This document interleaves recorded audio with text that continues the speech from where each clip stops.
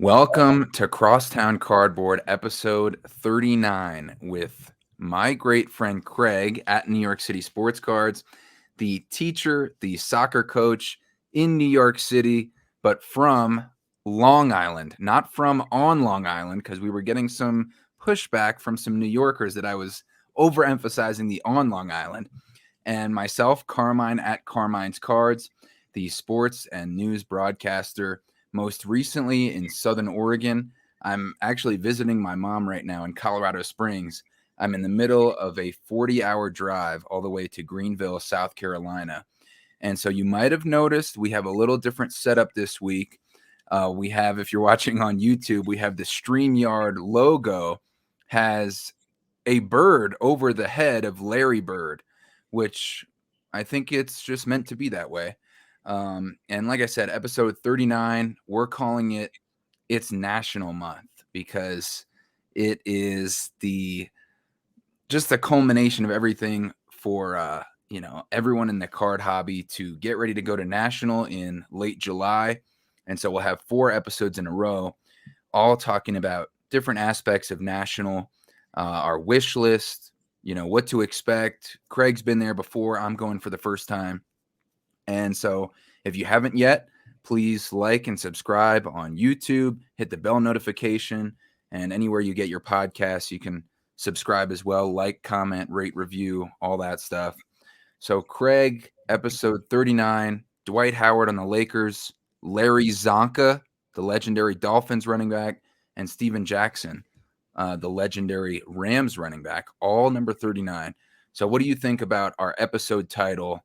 Because you came up with it. So what was behind, it's National Month?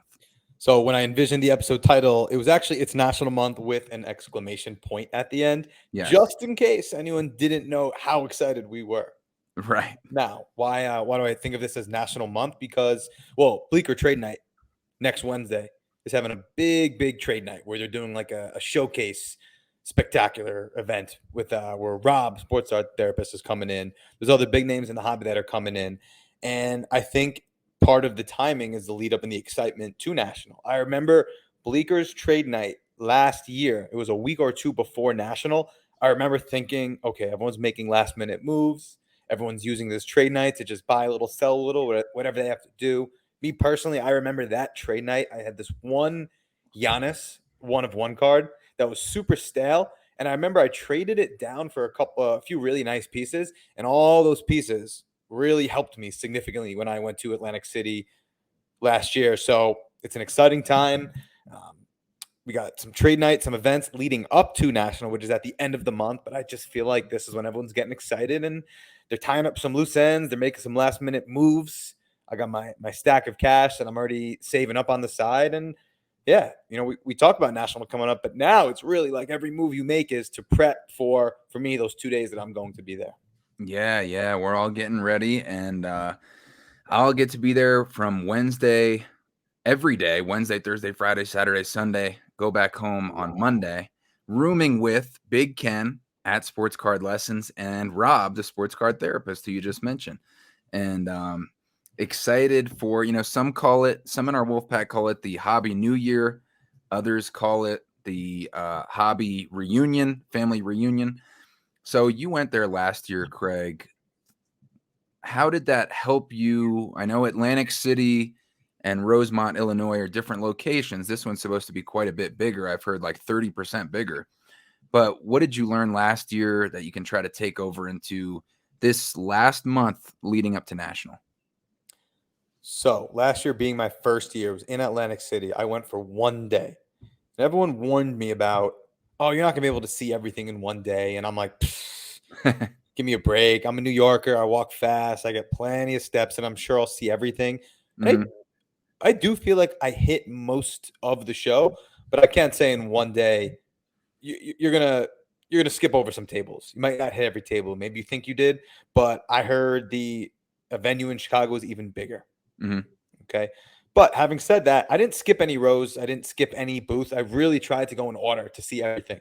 So now that I'm going for the first time, I'm going for 2 days, I'm really going to make it a point to try to at least see every single table, just because you never know looking for soccer and I might see a table that's filled with baseball, but oh, there's a random soccer card in there. Last year, for example, I was at this super unassuming table and I ended up picking up this incredible Mia Hamm autograph card. Hmm. It was like one of the few soccer cards in their showcase, and that's just because I gave every table a chance. Um, Yeah. So, and so how do you give them a chance if there's so many tables and you want to make use of your time, but you don't want to skip any? What's the strategy to give every table like a quick look, or what are you trying to look for real quick? something that catches my eye. I remember last year, me, Joe, and Al, we were walking the show for, I don't know, maybe 15, 20 minutes together. Right when you walk in, we're looking at this table, we're looking at that table. And then after 15, 20 minutes, it very quickly became like, all right, I'll see you guys later. We're all going at our own pace. We're all looking for different stuff, Hmm. Hmm. obviously. Um, I don't definitely gonna bring. I already know what shoes I'm gonna be wearing because they're gonna be super comfortable. I got my fanny pack on deck. I mean, you got to physically prepare for 8 hours on your feet, multiple days. Yeah, like what is that preparation like? Because I've heard, some people have taken it lightly in the past, and then they realize how much of a grueling grind it actually is to be in this huge convention center. And you know you're in your heart rate is up, you're in an excited state too, and possibly maybe a little bit more stressed, or you're getting stimulated, by all these cards and the loud atmosphere, moving, shaking. So it's not like 8 hours of just walking in the park. It's like 8 hours of you're really keyed up. So what are some things like to prepare for that? We talk about practicing patience on here. So be patient. Don't feel like you have to buy the first thing that you see, and Hmm. understand that this is also an incredible networking event.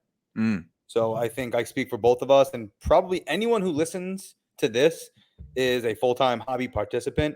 And I'm assuming from last year to this year, you've probably met a lot more people and extended your network within this space quite a bit. So don't just look down at the cards the whole time.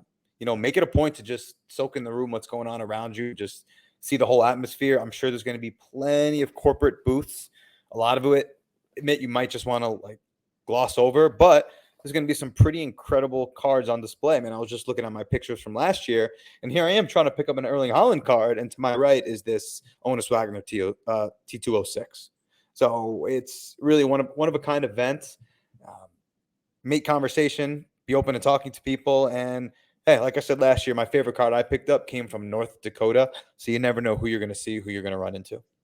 Yeah, that's great. I can't wait to experience it myself. I had some big time FOMO last year. But speaking of networking, we might as well plug the Wolfpack Trade Night and Hobby Hangout.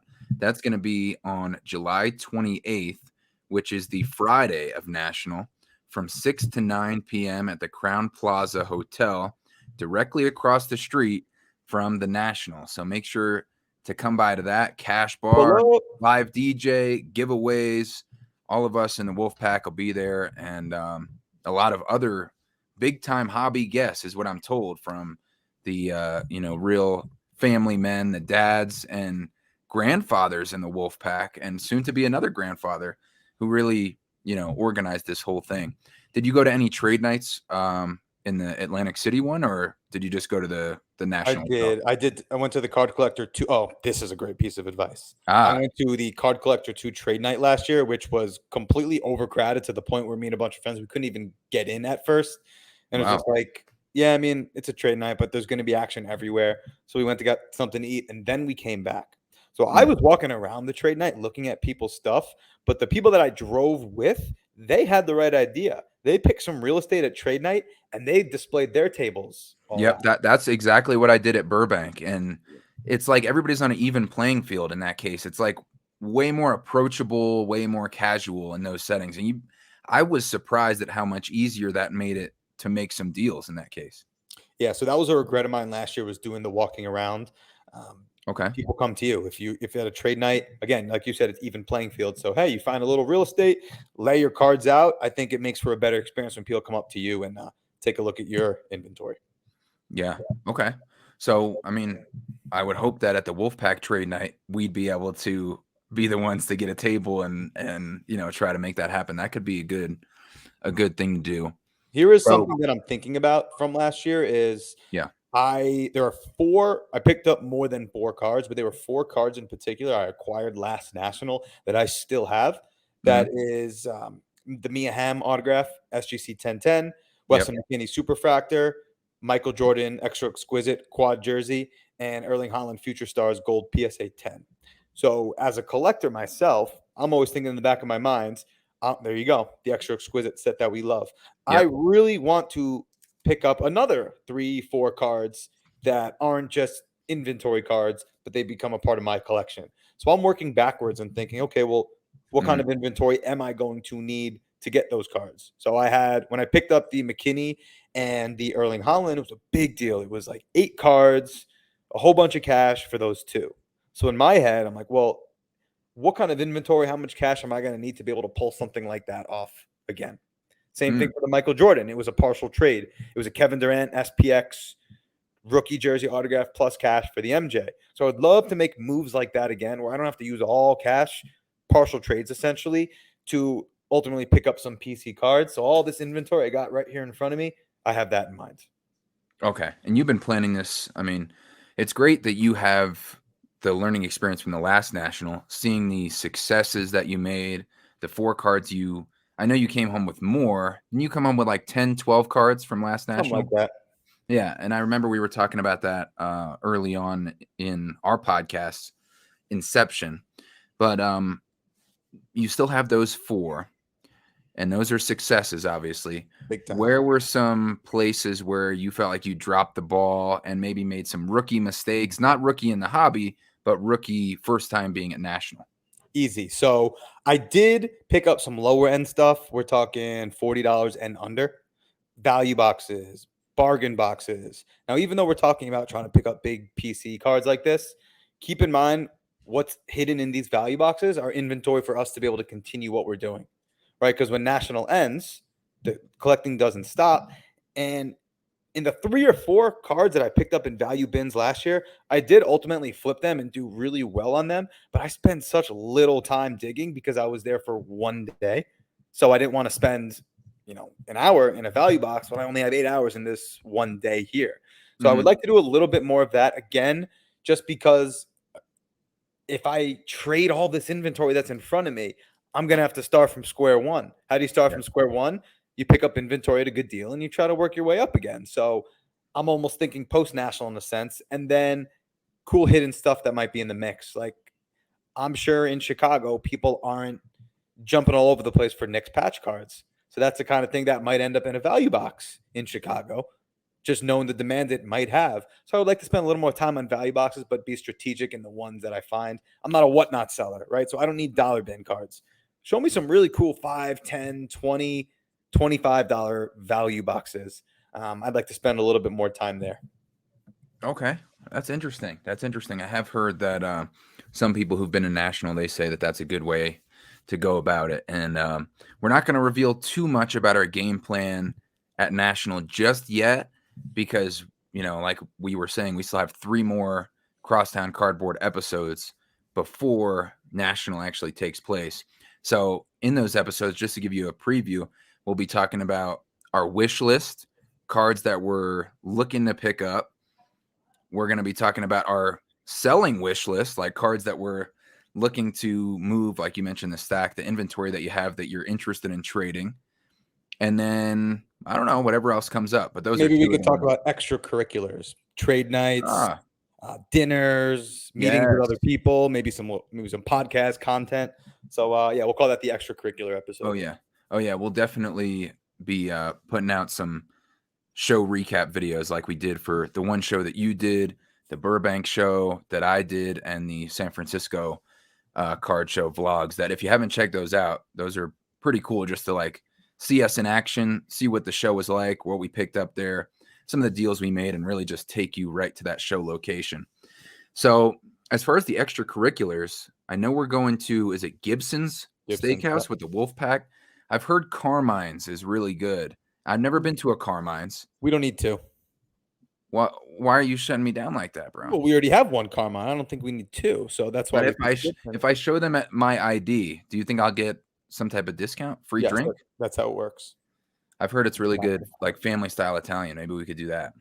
Gibson's though. Went in Chicago. So I Gibson. hear. Yeah. Okay. Okay. But as far as making moves, so Yeah.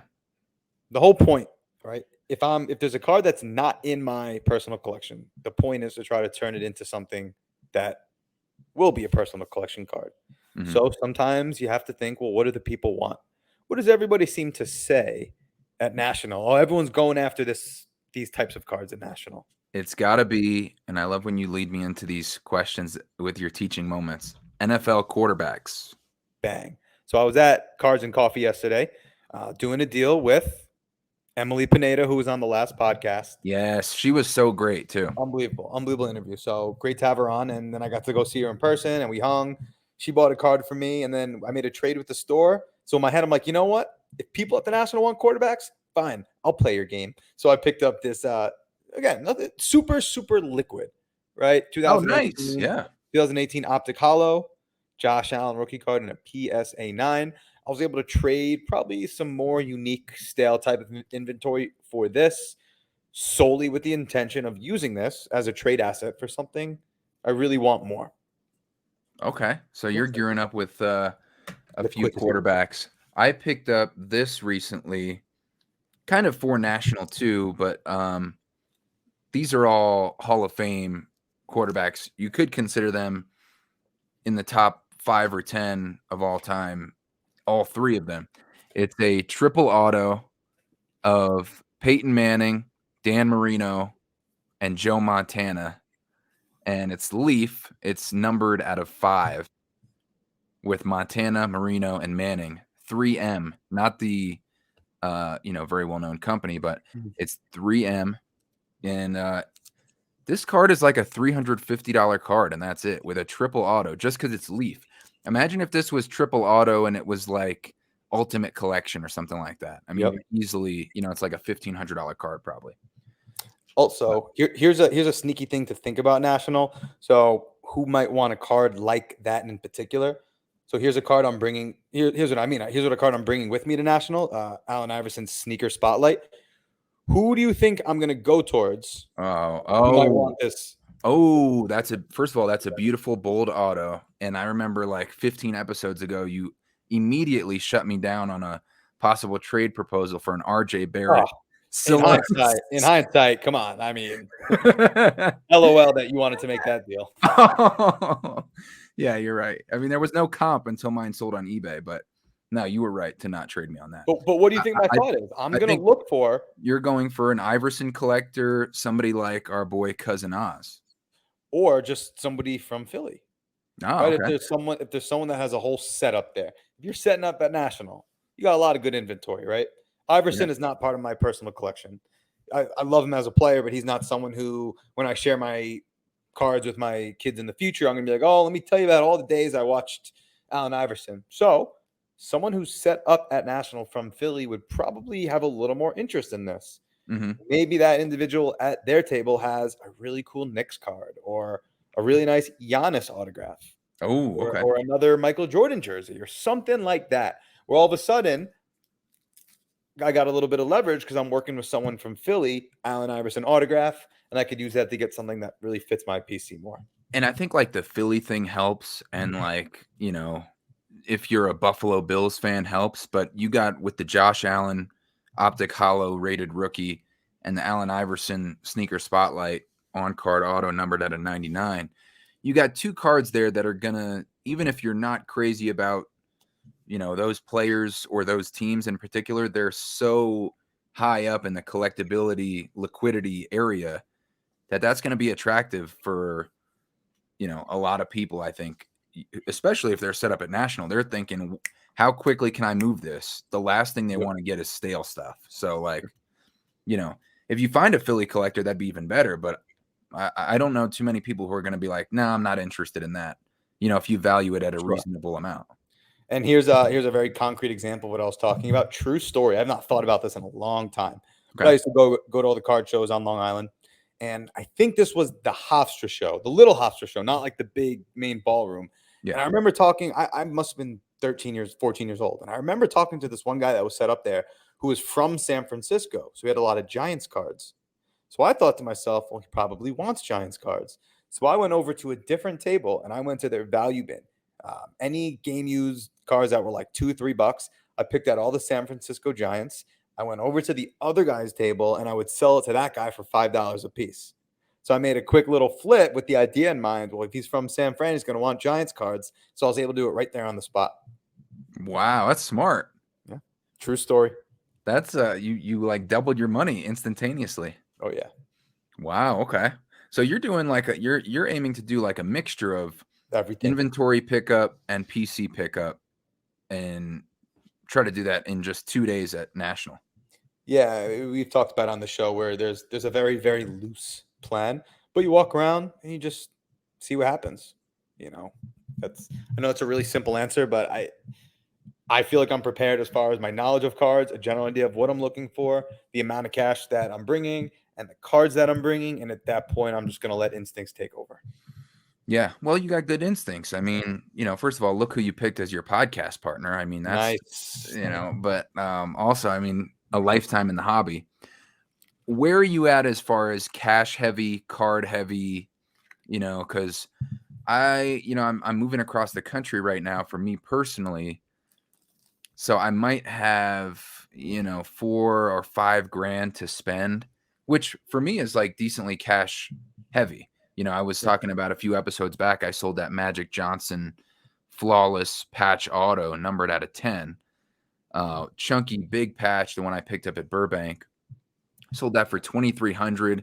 That was like a $550 profit. And I wanted to free up a lot of that money. I mean, I would have sold it no matter what, but I was happy that I was able to free up that money. So now I have like maybe 6,500 in the card fund, like my card money.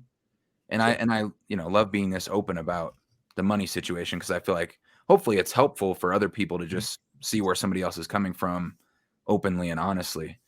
And so I feel like I want to bring most of that as ammunition with who knows what type of cards will be in the room, especially like big time Larry Bird and Magic Johnson cards, maybe Tiger Woods. Those are really my 3 main guys.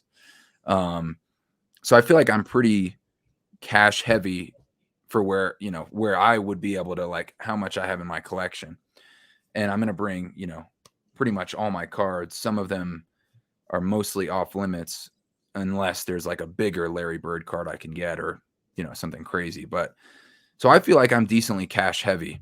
Where do you feel like you're at as far as card ammunition for trade bait that you were successful in doing last year and cash amount to just bam, hand it out? Great question. I wish I prepared this better, but thinking about how much I plan to bring versus my inventory, I would say if I'm bringing X amount of assets with me, maybe 30 to 40% of that is cash and the rest of that is cards. Mm-hmm. And of the cards, I would say it's about 60 to 70% soccer and then the rest other sports. Good question. I would do want to do a proper mathematical breakdown, but I think that very much so aligns with the way I collect and what my plan is to do. Okay. Yeah, I don't know exactly how much I have in cards. I mean, of course, if I sold all of them for sticker price, it'd be a lot more than what they might actually sell for. But yeah, I'd say probably around the same ratio. Okay. Which for how many Minus cards the we soccer have part. is, that's a good amount of cash for how many cards both of us have and I don't higher have that much. value cards. I No? really don't have that much inventory, but I'm confident enough to say what I've acquired, one, represents me pretty well, and it's not basic stuff, I would say. I mean, just like looking at a few cards off the top, Okay. that MLS logo patch, you're Yeah. just not going to find that. Yes. Here's a Saka Kaboom. Again, just a card that's going to be in demand. Yep. The Mbappe Prism rookie card. This is stuff I know to the right person is going to move. And I've definitely had the thought to myself, because we'll talk about next time the type of cards are precisely what we want to find. Mm-hmm. That what I'm looking for, I'm like, if I had to give up all of my inventory in front of me, I'm talking this box full. Yeah. For the one card I'm really looking for, would I do it? I guess we'll cross that bridge when we get to it. So you are possibly the best at the unintentional teases, like the mystery factor. You have this card in mind. I'm not going to ask you to explain it now, but you have the Next one time. card in mind that you're really looking for? Yeah. Yes. Very much so. Wow. Okay. It'd be a pretty penny, and it hasn't come up for sale in quite a while. At least the PSA 10 hasn't. Sorry, the PSA 9 hasn't. The PSA 10 has. But there was an interesting development. Can I share? Yes, please. So I've talked about the Erling Haaland card, uh, red refractor. So second year, 2020, Topps Chrome, Bundesliga, and a red refractor PSA 10. And this is, And and that's numbered out of 10, right? out of 10. This is the card right here. Red Yeah. refractor PSA 10, pop one. And what's special about this one is this is the one that I got for my 30th birthday for myself. Yes. Bought it raw, graded myself, came back at 10. I think I've talked about on here what I'm into him for. I paid $750 for the card, and I graded it for $100. So I'm into this card for $850, PSA 10. Okay. The rookie version, so this is second year. So the rookie version does $100K. Yeah. But this one hasn't gone up for sale in a while. Well, the PSA 9 just recently sold on eBay. First time that any grade of this card has gone on sale. And the PSA 9 just sold for around $1,220. Wow. $1,220 for the PSA 9. So like 370 more than what you're into it for? And that's the 9. And yours is a 10, obviously. I mean, now I know this isn't a standard, right? It changes from card to card, but what is the PSA 910 multiplier? usually like 3 times, right? I'm going to say 3.5 just for argument's sake. And now all of a sudden I'm at that number. Which is for our podcast listeners, 4,270. And that's 3.5 times, you're saying? Yeah, 3.5 times the 9, and it really. But also, you could argue being a pop one, it should be that multiplier should be even bigger from a PSA 9 to a PSA 10. You could argue, it could be at least a $5,000 card. Now I'm thinking to myself, that's a come up. Do I bring some? I've always said that's an investment. I've always said that's an investment, but that's a come up, and I could use that for something really big. So I got to think about that because the sentimental value part of it is hard of it. But when you can make that kind of ROI at a card, especially with National coming up, makes you think. Oh, yeah. And, money talks. I mean, we're seeing it in the NBA free agent pool right now. We're seeing money talks. I mean, people are leaving championship teams like Bruce Brown, for bottom of the barrel teams. And, that money is a big factor. So especially if you can make, 3, 4, 5x on your investment for that. Because if somebody walks up to you and they say, listen, I saw the PSA 9 sold for $1,230. Yours is a PSA 10, second year, Erling Haaland, red refractor, numbered out of 10. I will give you 3 times that, and then maybe start negotiating at $3,000. And you are sitting there, maybe you say 3,500, $4,000, whatever, you settle it in that realm, and you walk away with a $2,500 profit or $3,000 profit. I mean, the card though, the card is such a nice card. I know it makes it is a nice card, but it is really nice. It's numbered out of 10. Second year, the first year is out of reach. Yes, but I love Erling Haaland, so we got to think about this. Yeah, I mean, I think if we're going to talk about, since we're going to talk about the National for the next 4 episodes, each a different topic, we'll keep these a little bit shorter. There's only so much National content you could consume, but I'm excited. And this episode, we're actually recording this on Saturday, July 1st, so we can say we are officially in National Month. This will come out Wednesday, the morning of the Bleecker trade night. I think that's going to be an incredible event. I think if you look at the lineup that's going to be there, and I know a lot of people showing up, it's summertime, we outside. It's going to be really good vibes leading up to National. Yeah, that's a bing bong. That deserves a bing bong. Oh, yeah. For the Knicks. It looks like you got a card there. What do you got there? Fun little pickup. When I made the trade at Cards and Coffee, I traded a few cards and some cash. I ended up with this Josh Allen, obviously the one I talked about, and a 2015 National Treasures RPA on-card autograph of Jameis Winston. Wow. And this is a 5-color patch, numbered out of 15, and a BGS 9.5 with a 10 autograph. Now, I just thought they had this a little undervalued. That happens sometimes when you go to shops. So Yeah. I let this ride. It's actually really fun. So I let this ride on eBay. It's Yeah. currently under a 99-cent auction, and whatever this sells at, I'm just going to subtract that to what I'm into these two cards for, and that's what I'll consider myself to be into the Josh Allen for. Math. Nice. Math. What did you get by the way, I can never think of Jameis Winston without thinking eating a W today when he was in that infamous pep talk before one of the Tampa Bay Bucks games. But Yep. what are you into that Jameis for? I mean, again, it came from a trade, but what price tag did they have on this? Yeah. $60. And if you look at comps, Wow. yeah, and if you look at comps, for example, this isn't a card for me, but Mhm. so it's like, okay, well, here we are, collectors. We're talking about flipping. Yeah. Okay, first of all, I'm not a gambler, but letting a card ride 99-cent eBay auction is so much fun, and to me, that's gambling. And even though I don't collect this, I feel like this card does belong in a Jameis Winston collector's hands. Yeah. So the way I see it was, yeah, I do think I'm going to make a little on it compared to what I'm into it for, and I do think this is a card that's going to end up in the right home.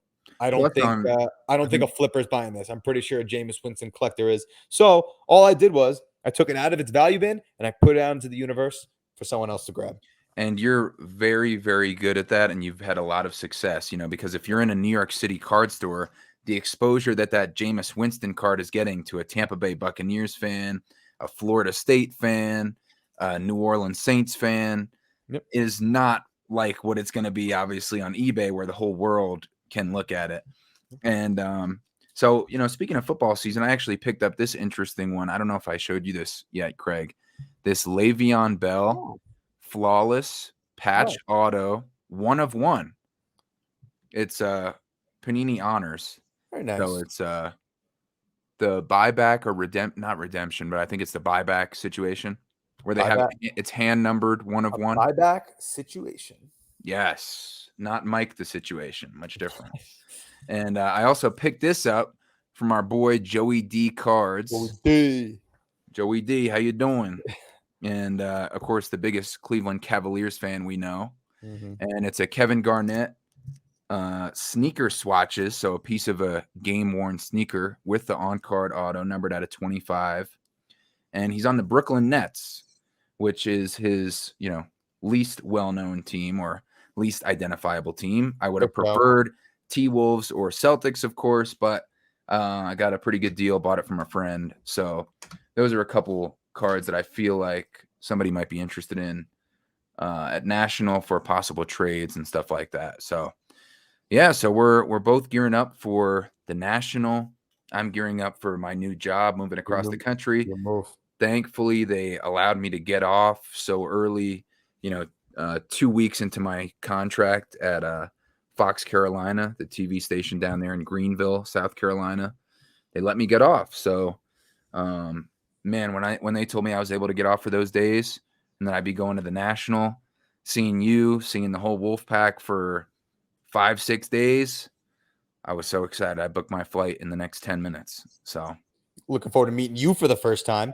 And we really we kept it about the cards here, I think, today, but the amount of people that we're going to see and run into and meet and network with is incredible. Really is such a good networking event. And I just feel like this year there's going to be some athletes, celebrities, big name, anyone who's in the hobby is going to be there. So maybe Mike Trout will show up. That's not the craziest thing in the world. Maybe Antoine Griezmann will be there. That would be pretty cool too. We'll see. Yeah, could be. Buckle up. Summertime shy. That's right. So we got 3 more episodes about the National coming. Episode 39. It's National Month. And it just feels different. You feel like there's a different atmosphere in the air. It's almost like it's playoff time when the NBA rolls around. You feel like a different aura going on, a different vibe with everybody there gearing up. Wait, what's that smell? Oh yeah, it's the National. Nice. I could have done so much better there, but hey, I'll see you next week. All right, bro. Sounds good. Peace. Peace.